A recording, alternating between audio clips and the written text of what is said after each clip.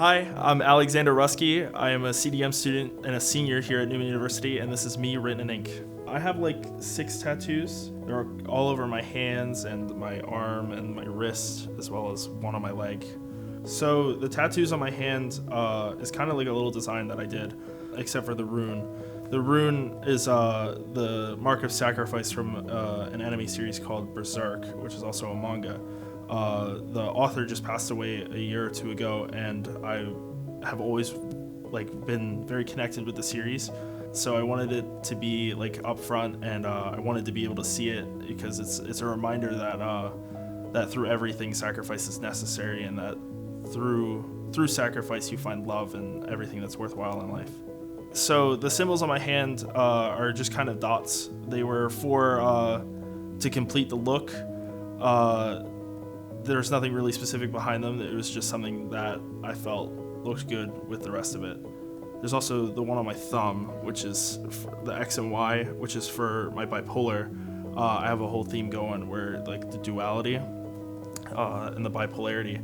So this is just a blue jay feather. I've always been very connected with the bird. I'm a huge fan of the Toronto Blue Jays, and I just felt like this not only validated my fandom for them, and it also connected with the spirituality I feel towards the birds. The one on my leg is actually really funny. It's just a cat with a 13-4 face. It was a flash sale, and I couldn't decide on what I wanted, so I went with a funny little cat. It ended up having, it's pretty meaningless, but it ended up having a lot of meaning to me because I had a really beautiful conversation with the artist that day. He was having a rough time, and I had a heart-to-heart with him, and that's what I remember more than just the silly little cat on my leg.